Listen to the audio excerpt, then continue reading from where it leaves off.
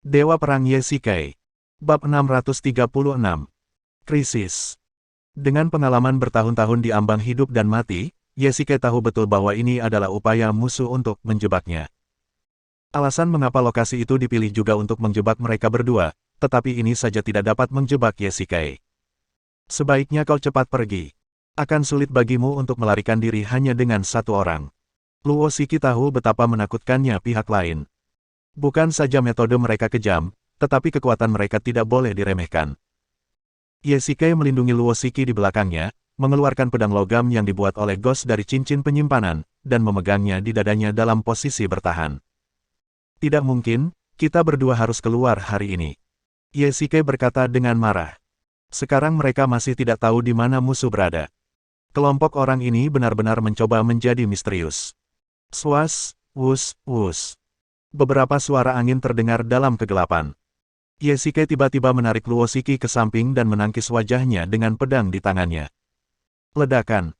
Setelah suara benturan logam yang keras, sebuah anak panah pendek jatuh ke tanah. Ujung panah itu beracun. Ye-Shikai membungkus telapak tangannya dengan kain dan mengambil anak panah pendek itu. Mata panahnya hitam, jelas beracun. Jepret, jepret, jepret. Pada saat ini, beberapa lilin perlahan menyala di ruangan gelap. Suasananya suram dan seperti rumah hantu. Namun, tidak ada bahaya di rumah hantu. Itu adalah sarang harimau dan sarang naga. Tepuk tangan meriah terdengar dari pintu. Haha, Anda memang pantas menjadi Tuan Ye. Anda adalah orang sungguhan. Seorang wanita bercadar hitam muncul di pintu, suaranya yang serak mengandung sedikit nada sarkasme. Siapa kamu? Ye-Shikai berkata dengan dingin. Dari luar, wanita itu punya sosok yang menggoda, tubuh yang bak iblis, namun dia juga bisa merasakan bahwa wanita itu adalah iblis seutuhnya. Bau darah yang kuat mengalir dari tubuhnya. Tuan Ye, apakah orang seperti Anda begitu penasaran dengan nama saya? Wanita itu terkekeh dua kali, seolah sedang menggodanya. Dan karena dia tahu kekuatan Ye-Shikai, bukankah dia takut sama sekali? Dia tampak santai dan puas. Aku tidak penasaran, dan aku tidak peduli, apalagi pada gadis jelek. Ye-Shikai mencibir. Gadis jelek, apa yang memberimu hak untuk berkata seperti itu? Mendengar perkataan itu, tubuh wanita bercadar hitam itu sedikit gemetar, seolah-olah dia sangat peka terhadap perkataan itu. Apakah aku perlu menanyakan ini? Wanita cantik di jalan ingin memperlihatkan lebih banyak daging, tetapi kamu menutupi dirimu dengan sangat ketat di cuaca panas seperti ini. Kamu pasti akan terlihat tidak dapat dikenali dan jelek. Ye-Shikai tertawa. Kalau saja cadar hitam itu tidak ada, dia mungkin bisa melihat urat biru di dahi wanita itu. Tuan Ye, Anda benar-benar berlidah tajam. Tunggu sebentar, saya akan merontokkan semua gigi Anda dan kemudian kita akan melihat bagaimana Anda bisa menjadi pengantin pria. Wanita itu tertawa marah dan bahkan membuat pernyataan yang berani. Baiklah, mari kita berkompetisi. Ye-Shikai mencengkeram pedangnya erat-erat dan memeluk pinggang Luo Shiki dengan satu tangan. Raungan, raungan, raungan. Pada saat ini, raungan binatang buas terdengar samar-samar dari seberang. Ye-Shikai berbalik tanpa sadar dan melihat 6 mata merah darah menatapnya. Ini adalah 3 manusia ngengat. Ye-Shikai tidak menyangka bahwa wanita ini akan membawa Mothman bersamanya untuk membunuhnya. Itu adalah langkah yang cukup besar. Menghadapi 3 Mothman sendirian, Ye-Shikai tidak punya pilihan selain bertarung sampai mati, tetapi bagaimana dengan Luo Shiki di belakangnya? Dia bukan seorang pembudidaya. Tuan Ye, saya penasaran apakah Anda dan Nona Luo sanggup memberikan hadiah sebesar itu. Wanita itu tertawa sinis. Melihat Ye-Shikai ragu-ragu, wanita itu tidak bodoh. Dia bisa tahu sekilas bahwa itu karena Luo Shiki ada di sini, jadi dia sengaja menekankan 3 kata, Nona Luo. Biarkan aku pergi, agar tak seorang pun dari kita bisa melarikan diri. Luo Shiki berkata dengan marah. Dia juga menyadari krisis tersebut. Dia tidak takut saat melihat monster-monster ini. Jelas saja, para Mothman inilah yang menculiknya dan membunuh para penjaga rahasia.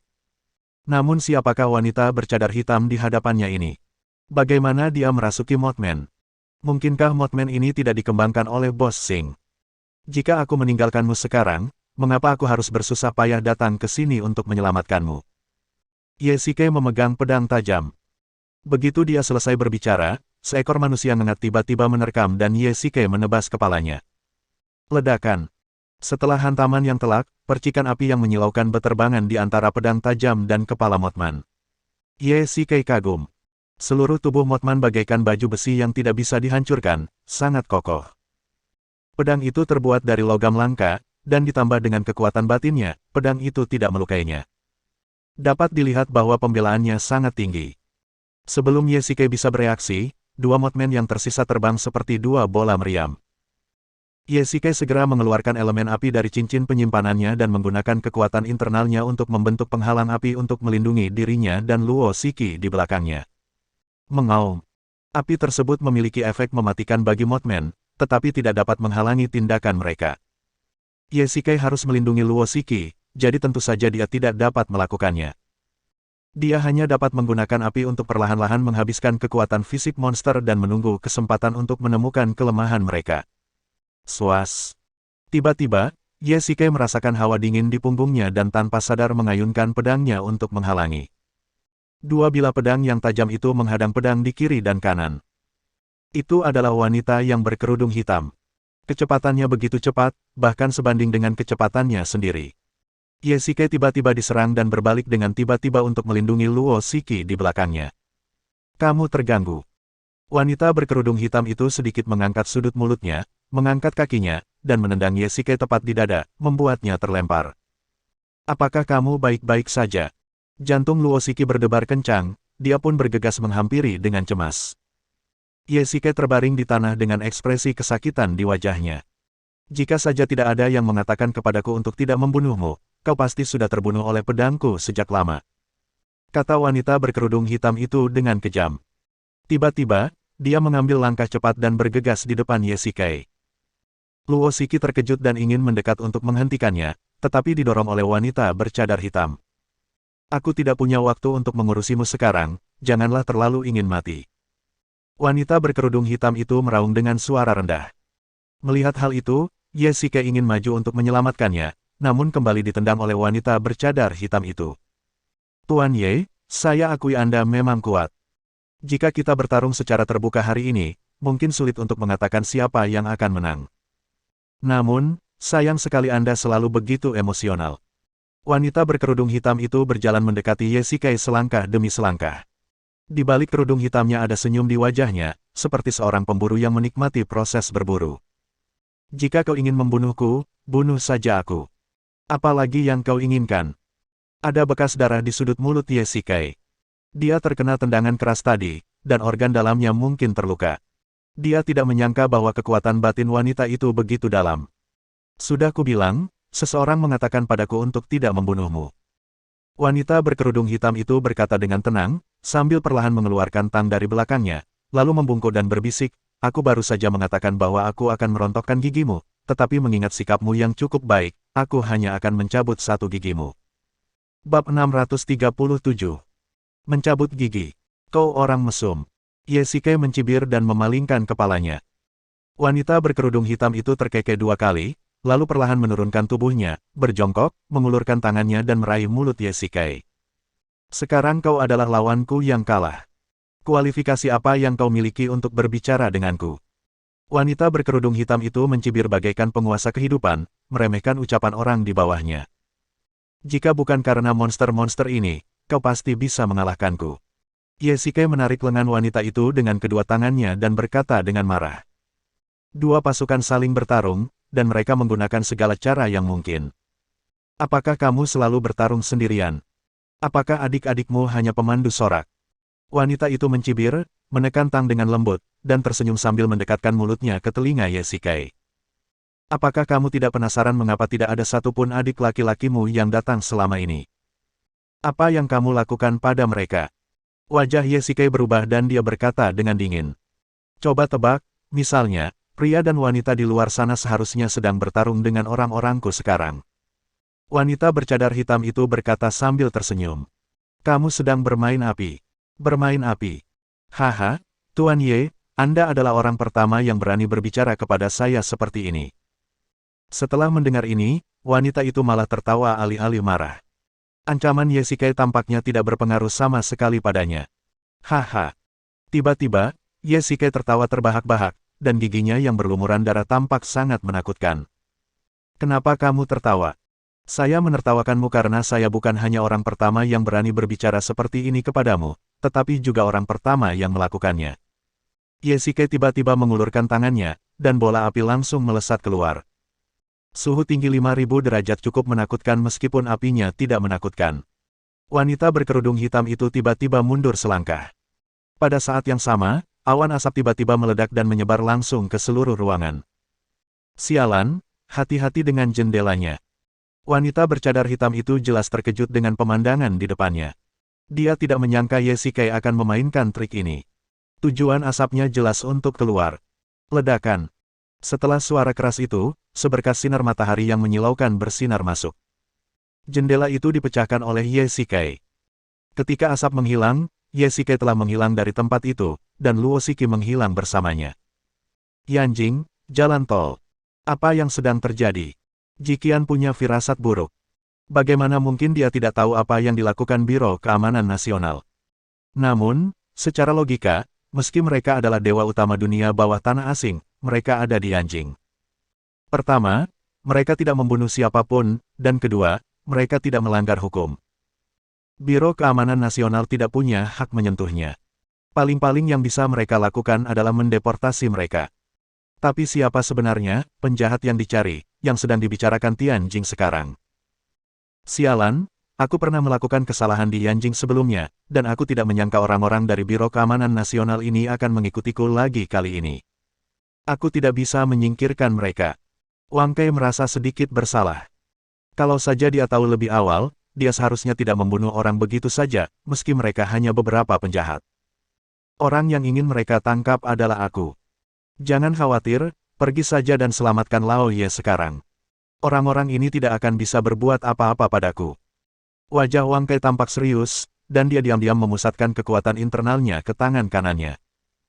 Memang, dengan kekuatannya, bahkan Tianjing, ditambah puluhan anggota Biro Keamanan Nasional, mungkin bukan lawannya. Terlebih lagi, ini adalah jalan raya di Yanjing, tempat yang penting. Tianjing tidak berani memperluas pertempuran tanpa izin dan menyebabkan terlalu banyak kerusakan. Apakah menurutmu mereka memasang perangkap untuk menangkapmu?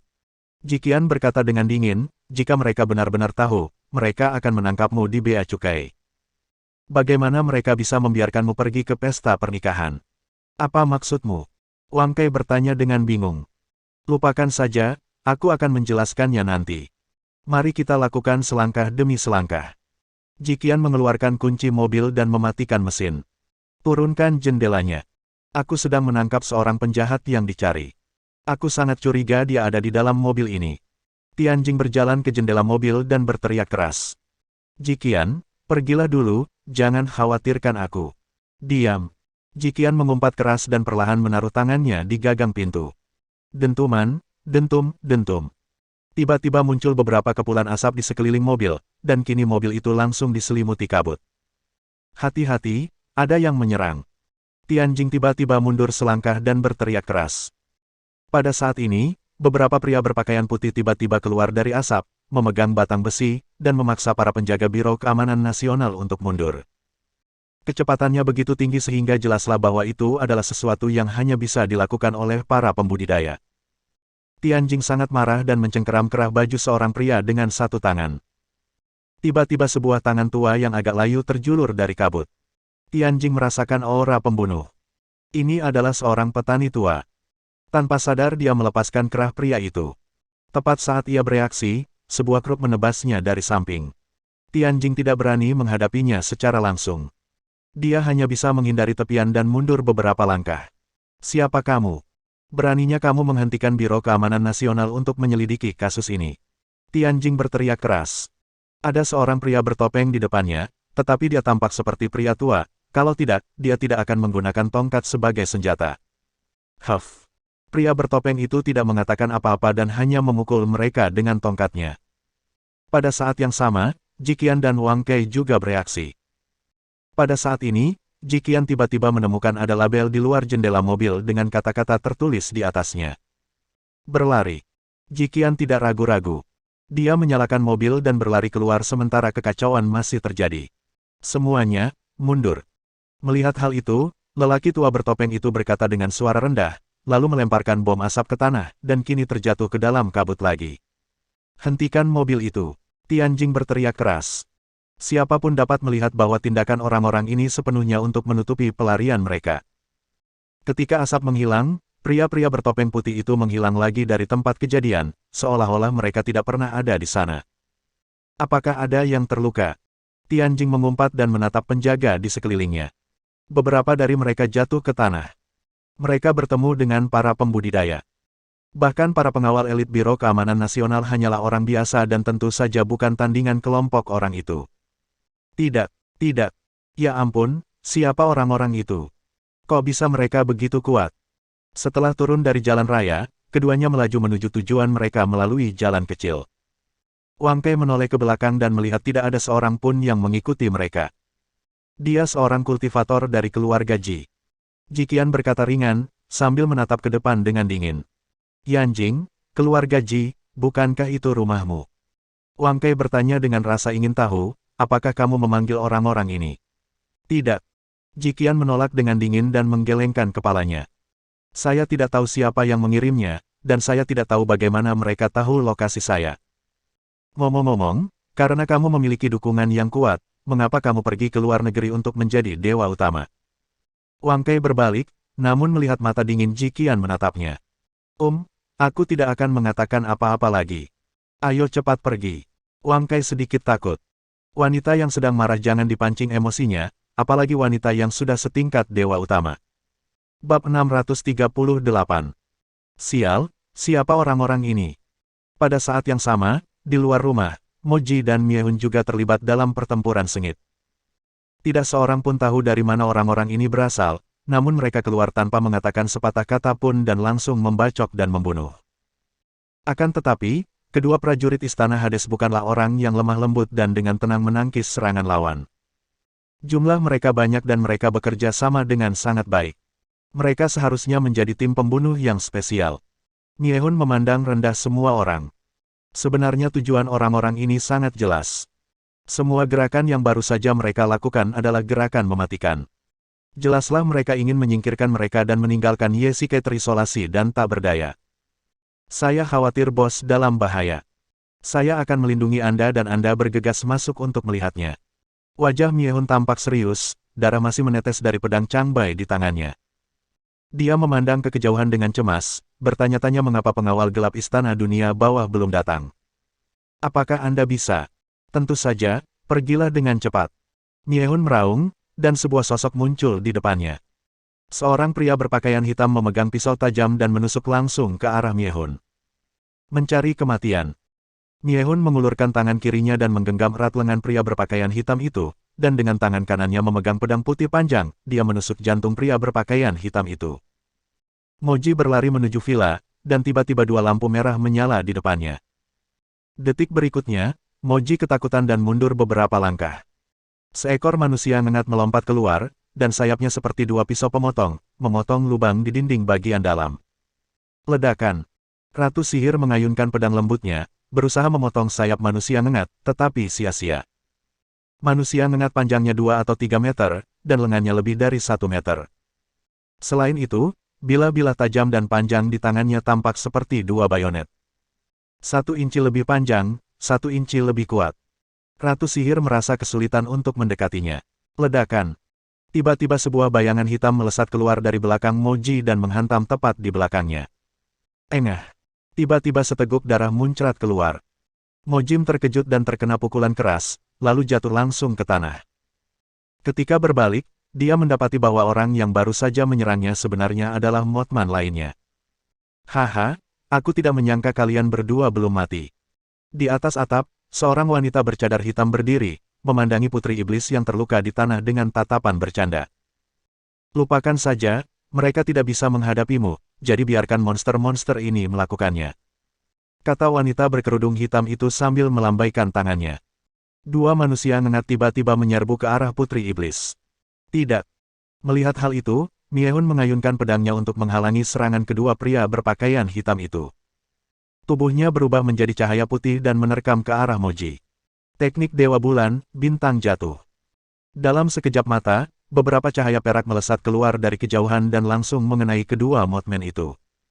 Seketika terdengarlah ledakan keras dan kedua Mothman berhasil dipukul mundur. Siapa ini? Melihat kejadian itu, perempuan bercadar hitam itu langsung melompat turun dari atap sambil menatap ke arah depan sambil membawa sebilah pisau tajam di tangannya. Dewa Dewi Bulan, Dewa Perang, mengapa kau ada di sini? Miehun sangat terkejut melihat pendatang baru itu. Mereka adalah dua dewa utama yang memiliki kekuatan bertarung dahsyat. Hantu itu sudah menceritakan semuanya. Kau terluka. Mundurlah dulu. Jiqian berkata dengan tenang, sambil memegang tongkat berhiaskan permata, lalu berbalik menatap wanita berkerudung hitam dengan tatapan mata dingin. Di mana dia? Jiqian sedikit marah. Mengapa wanita ini turun dari atas, dan bersama kedua monster ini? Mungkinkah Ye Shikai sudah meninggal? Cari saja sendiri. Wanita bercadar hitam itu berkata demikian dan melesat pergi dari tempat kejadian. Kedua Mothman itu mengembangkan sayapnya dan terbang tinggi, dan para pria berbaju hitam pun turut mengungsi. Wang Kei ingin mengejar mereka, tetapi dihentikan oleh Jiqian. Mengapa kamu menghentikanku? Jangan lupakan tujuan kita. Jiqian berkata dengan dingin, lalu langsung masuk ke dalam villa. Kamu di mana? Di mana orang-orang? Jiqian berteriak sambil berlari. Villa itu berantakan, bekas-bekas pertempuran terlihat di mana-mana. Ada bekas-bekas hangus hitam pada dinding-dinding putih, seolah-olah terbakar. Di lantai kedua, masih ada asap tipis yang belum hilang. Jelaslah bahwa pertempuran sengit telah terjadi di sini. Jiqian sedikit khawatir. Dia telah mendengar dari Ghost tentang kemampuan monster tersebut. Mereka kebal terhadap pedang dan senjata api. Ini juga mengingatkannya pada monster mayat hidup di makam Atlantis. Dia bertanya-tanya bagaimana keadaan Ye Shikai sekarang. Batuk-batuk, berhenti berteriak, aku di sini. Pada saat ini, terdengar suara batuk dari dapur. Ye Shikai membantu Luo Shiki yang tak sadarkan diri untuk berdiri dan perlahan berjalan keluar. Bagus sekali, syukurlah kamu baik-baik saja. Melihat ini, Jiqian datang dengan gembira. Bos, Anda baik-baik saja. Pak Tua Ye, kau benar-benar bodoh. Kau berlari menyelamatkan orang di sebuah pesta pernikahan, dan kita hampir mendapat masalah di jalan. Wang Kei hendak melanjutkan bicaranya ketika Jiqian memutar pinggangnya dengan keras, membuatnya terkesiap kesakitan. Apa yang telah terjadi? Setelah mendengar ini, Ye Shikai jelas tahu bahwa masalah ini tidak sederhana, dan buru-buru terus bertanya. Lupakan saja, itu bukan masalah besar. Kau tidak akan menikah. Kenapa kau tidak cepat-cepat kembali? Jiqian meliriknya dengan dingin dan berkata, apakah kamu ingin King Yu menunggu lama? Ya.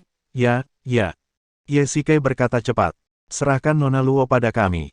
Kamu dan Putri Iblis Penghancur Jiwa harus segera kembali ke auditorium. Jiqian melihat arlojinya.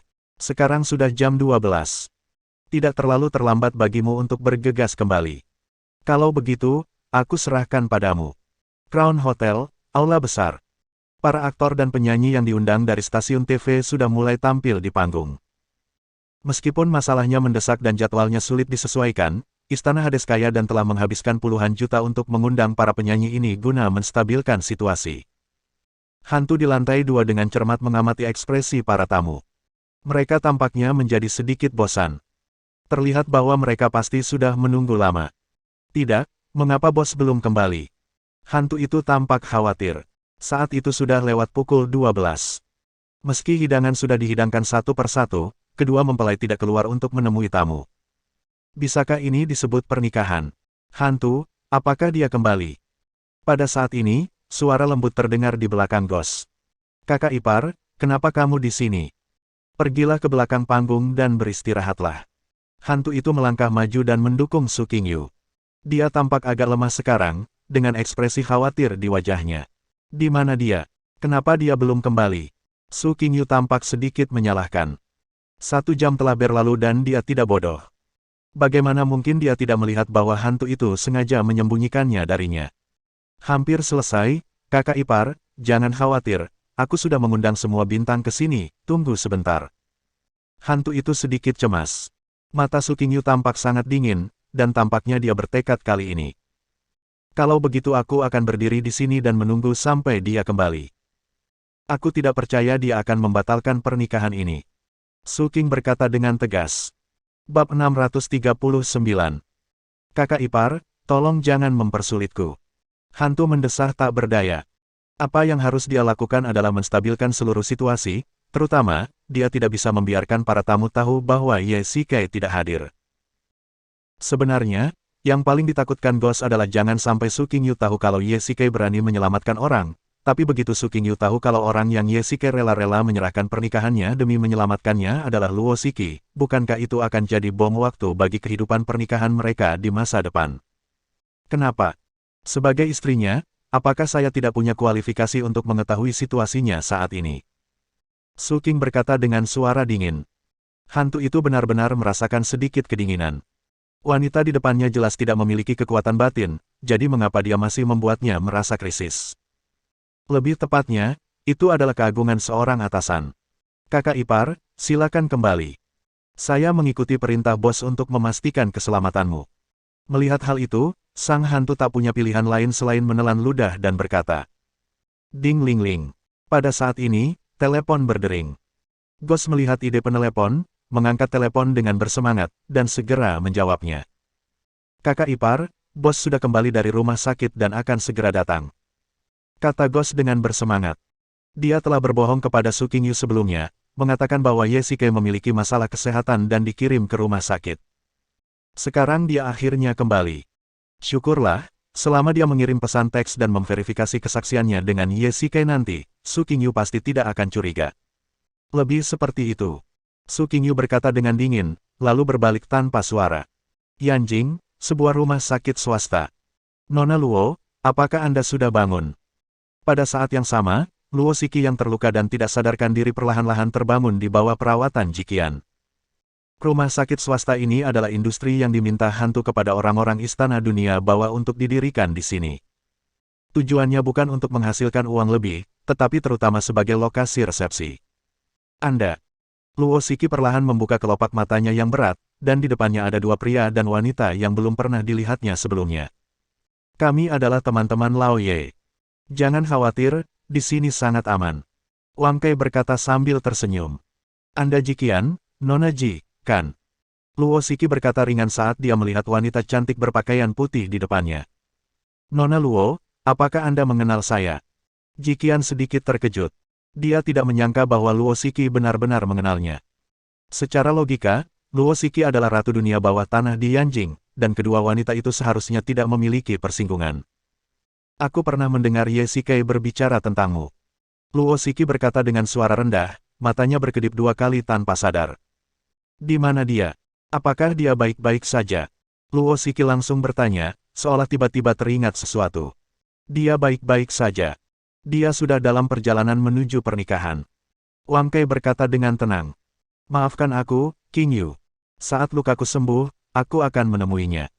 Luo Shiki sangat menyalahkan dirinya sendiri.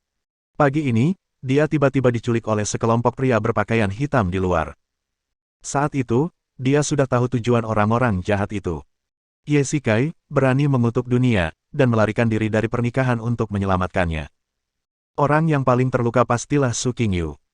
Luo Shiki sangat mencintai Ye Shikai, tetapi dia tidak ingin memonopolinya. Jika dia tetap bersamanya karena cinta, itu bukan disebut cinta. Terlebih lagi, Luo Shiki tidak ingin Ye Shikai menyerahkan pernikahan pentingnya dengan Su Qingyu demi keselamatannya sendiri. Tidak perlu. Kurasa Nona Su tidak tahu kalau dia berusaha menyelamatkanmu. Jiqian berkata dengan tenang, saya pikir Ghost seharusnya bisa menstabilkan situasi di tempat tersebut. Yanjing, Crown Hotel. Ini kota, jadi dia tidak bisa menggunakan glider satu tempat duduk, jadi dia hampir menyetir jauh-jauh ke sini. Hanya butuh waktu setengah jam baginya untuk sampai di sini. Pada dasarnya, ia berkendara di jalan raya seperti di halaman belakang rumahnya sendiri. Untungnya, masih ada waktu.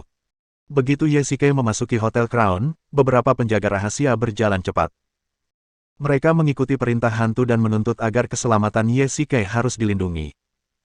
Cepat, bantu aku mengganti pakaianku. Ye Shikai tidak langsung mencari Su Qingyu, tetapi pergi ke belakang panggung. Kini semua perlengkapan yang dikenakannya telah rusak akibat pertarungan sebelumnya, namun untungnya ia telah mempersiapkan beberapa set sebelumnya. Hei, bosku, kamu akhirnya kembali. Huanhu bergegas datang, membantu Ye Shikai membereskan jas yang robek, dan segera membawakan pakaian bersih. Saya telah menyelamatkan orang itu. Bagaimana keadaannya? Bagaimana keadaannya saat ini? Perancang kostum di samping bergegas membantu Ye Shikai berganti pakaian. Tidak apa-apa. Para tamu di sini sudah makan dan minum cukup. Sekarang bintang-bintang yang kita undang sudah tampil di panggung utama. Yang kurang hanya penampilan pengantin baru. Phantom Fox juga buru-buru merapikan riasannya. Dia dan Nightmare adalah pengiring pengantin wanita dan pria, jadi Ghost tidak meminta mereka untuk pergi memberikan dukungan. Baiklah. Aku akan menemui King Yu dulu. Setelah mengganti pakaiannya, Ye Shikai langsung pergi ke belakang panggung. Di sini, Su King Yu berdiri di sana dengan cemas, dan Su Pengzan serta Su Ziking menghiburnya. King Yu, maafkan aku terlambat. Ye Shikai merasa sedikit bersalah. Jika dia tidak kembali tepat waktu hari ini, atau bahkan tidak kembali sama sekali, maka Su King Yu akan menjadi janda yang ditelantarkan pada malam pernikahannya di mata orang lain. Kamu akhirnya kembali. Ketika Su King Yu melihat Ye Shikai, dia dengan gembira berlari ke arahnya, dengan air mata di matanya. King Yu, maafkan aku. Aku baru saja pergi ke rumah sakit. Aku benar-benar minta maaf. Ye Shikai memeluk Su King Yu dengan erat. Dia seharusnya menjadi orang yang paling bahagia di antara hadirin hari ini, tetapi Ye Shikai hampir menjadikannya bahan tertawaan. Ahem, Xiao Yu, karena Xiao Ye sudah kembali sekarang, belum terlambat, mari kita mulai pernikahannya. Pada saat ini, Su Pengzan juga datang untuk menenangkan keadaan. Hantu, tolong biarkan pembawa acara naik ke panggung. Ye Shikai berkata dengan ringan. Tidak masalah, bos. Orang ini pasti sudah tidak sabar. King Yu, sudah waktunya bagi kita untuk muncul. Ye Shikai berjalan mendekati Su King Yu, mengulurkan tangannya sambil tersenyum, dan mengaitkan jari mereka. Su King Yu juga tersenyum penuh pengertian. Setelah melalui banyak hal, pernikahan akhirnya dimulai. Semua departemen sudah siap, pernikahan akan segera dimulai. Kata Ghost ke pagar, dan bintang-bintang di panggung juga mengundurkan diri satu demi satu.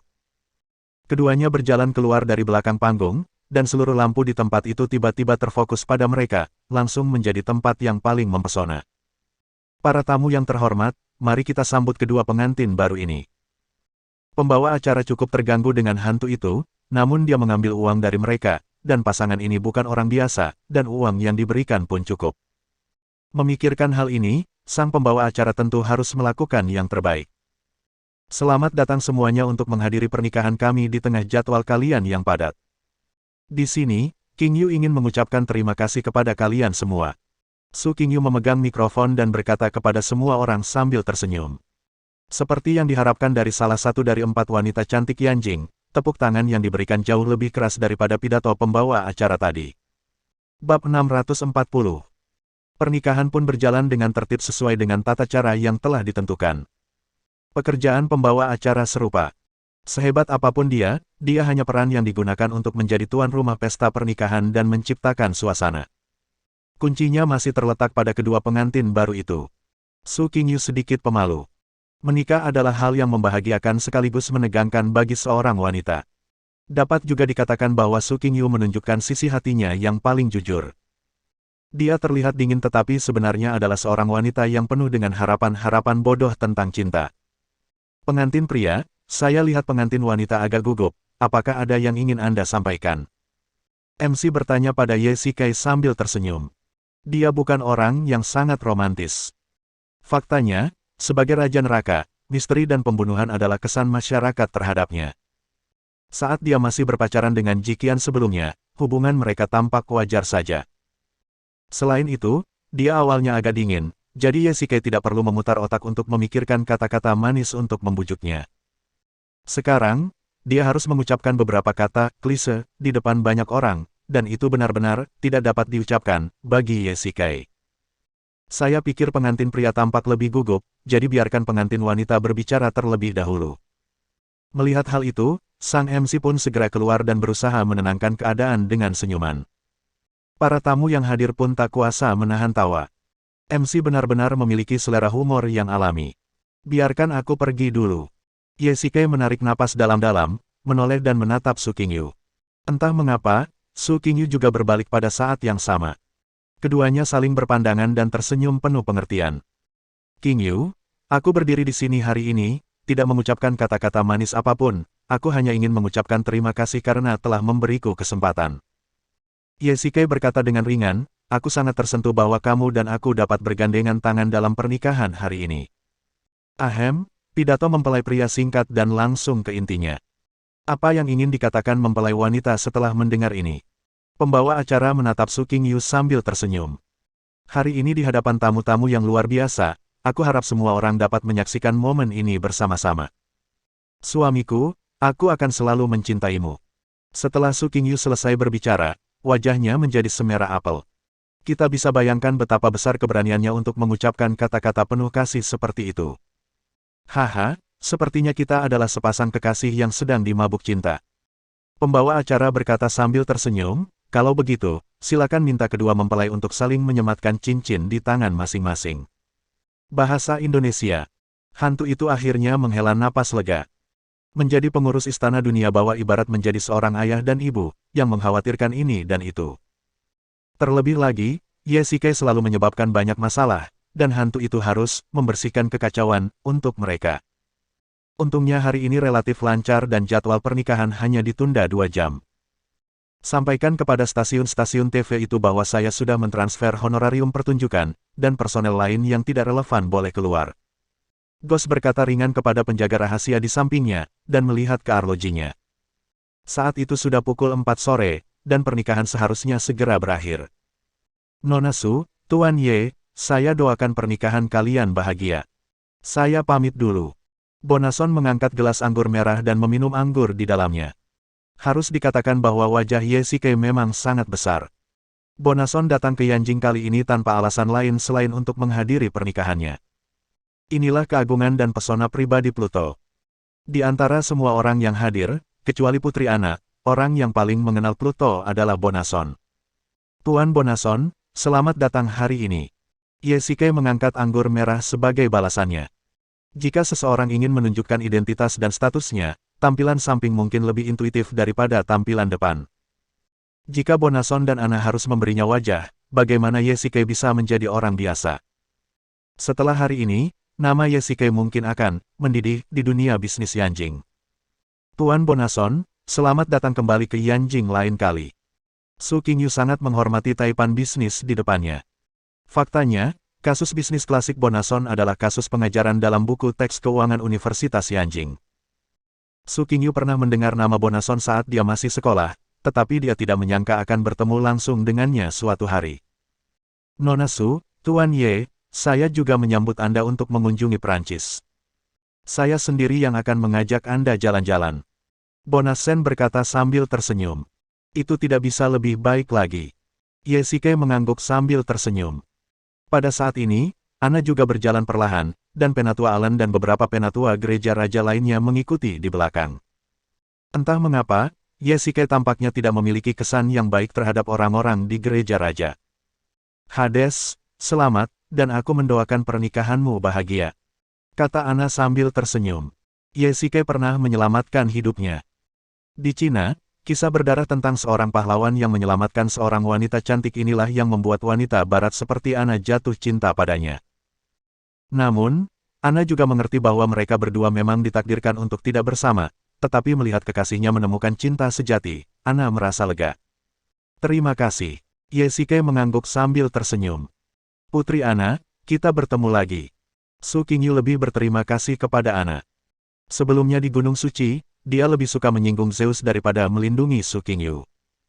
Meskipun karena Ye hal ini tetap memenangkan hati Su Qingyu. Nona Su, ini hadiah dari saya untuk Anda, terimalah. Ana meminta pelayan untuk membawakan sebuah kotak kayu yang indah dan menyerahkannya kepada Su Qingyu. Terima kasih banyak atas kebaikanmu, Putri. Hades, mengapa pernikahanmu terlambat? Aku jadi tidak sabar. Pada saat ini, suara kesal terdengar di belakang semua orang.